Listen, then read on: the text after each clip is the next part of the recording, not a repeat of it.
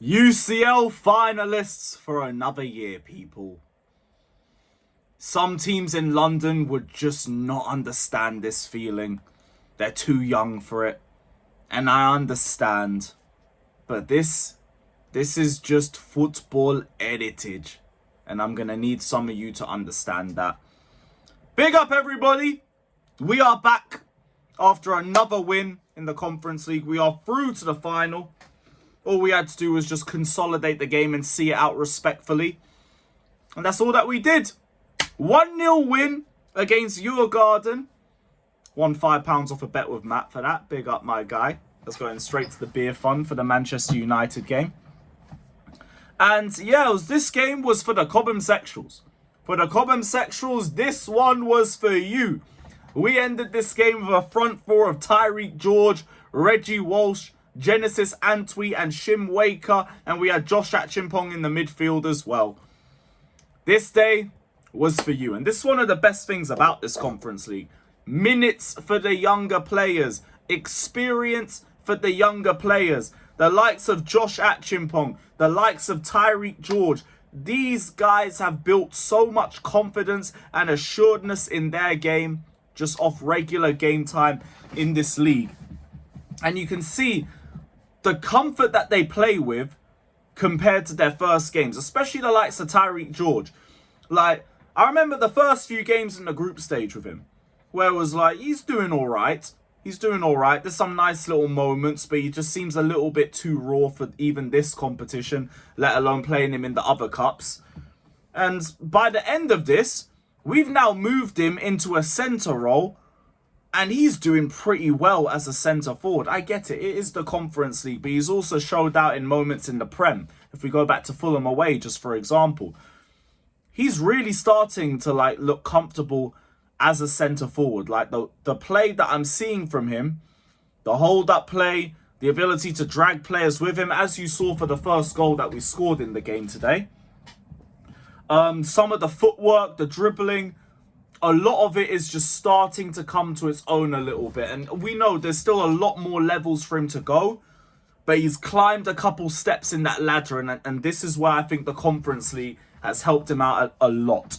A lot. Even with Achimpong. Achimpong has had Maresca fall in love with him just through the Conference League. And now we look at the likes of Reggie Walsh, who's just got his debut. I think he's 16 years old or whatever. And he looked very, very tidy in possession.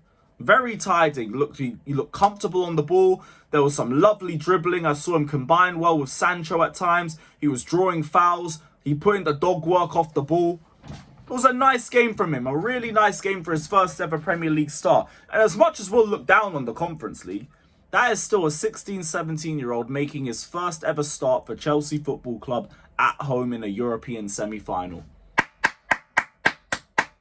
Fair play to you, mate. You showed out. Fair play. Reece James had some nice moments.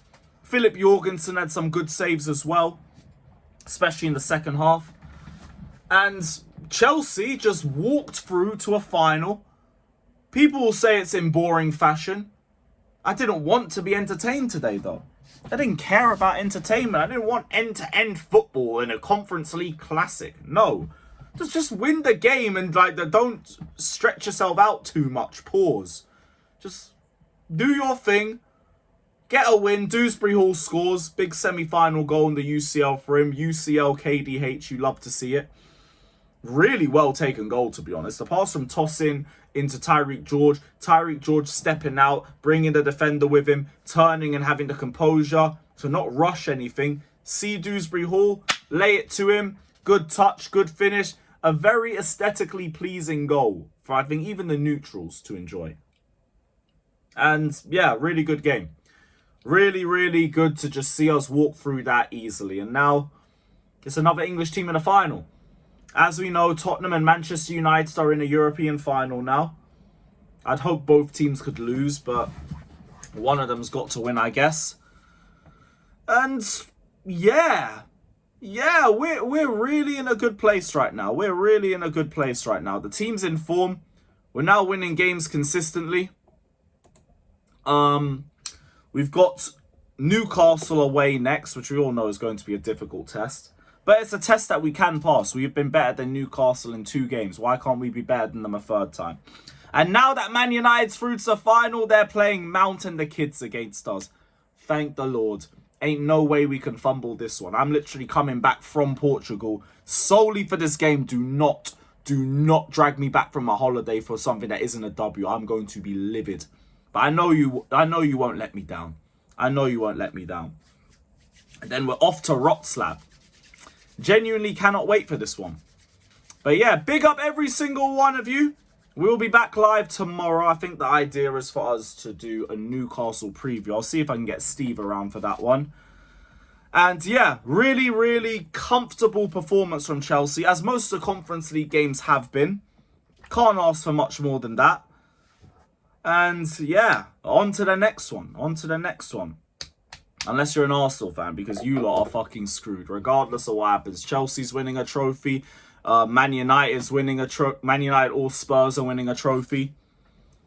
Newcastle even have a trophy. You guys don't. Liverpool have a trophy. Man City might get one. Every single Big Six team and Newcastle have been in the final but you. And if City don't win that trophy, Eddie Nketiah does. As if things couldn't get anything worse for you absolute scrubs, bruv. Hold that. Hold that emphatically. Sorry, you guys know I had to add a little bit of Arsenal slander to this. But yeah, big up everybody. Up the Chels. We'll see you lot soon. Big up.